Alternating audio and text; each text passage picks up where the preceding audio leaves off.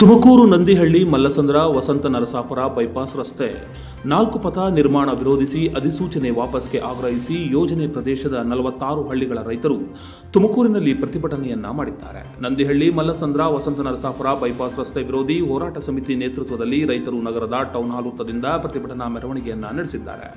ನಂತರ ಜಿಲ್ಲಾಧಿಕಾರಿ ಕಚೇರಿ ಎದುರು ಧರಣಿ ನಡೆಸಿ ರಸ್ತೆ ನಿರ್ಮಾಣದ ಹೆಸರಿನಲ್ಲಿ ರೈತರ ಜಮೀನು ಕಿತ್ತುಕೊಳ್ಳಬಾರದು, ಅನ್ನ ನೀಡುವ ರೈತರ ಬಾಯಿಗೆ ಮಣ್ಣು ಹಾಕಬೇಡಿ ಎಂದು ಆಕ್ರೋಶವನ್ನ ವ್ಯಕ್ತಪಡಿಸಿದ್ದಾರೆ. ಯೋಜನೆಯನ್ನ ಕೈ ಬಿಡದಿದ್ದರೆ ಹೋರಾಟವನ್ನ ಮುಂದುವರಿಸಲು ತೀರ್ಮಾನವನ್ನ ಸಹ ಮಾಡಿದ್ದಾರೆ.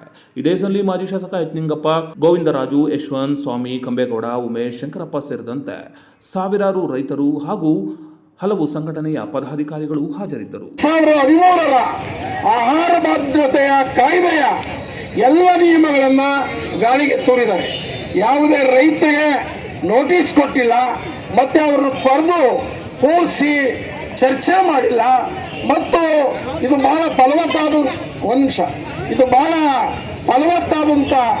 ಭೂಮಿ, ಬಹಳ ನಗರಕ್ಕೆ ಹತ್ರ ಇರ್ತಕ್ಕಂಥ ಭೂಮಿ, ಎಲ್ಲ ಗಿಡಮರಗಳಿರ್ತಕ್ಕಂಥ ಈ ಒಂದು ಫಲವತ್ತಾದಂಥ ಭೂಮಿಯನ್ನ ಸ್ವಾಧೀನ ಮಾಡಿರ್ತಕ್ಕಂಥದ್ದು ತಪ್ಪು.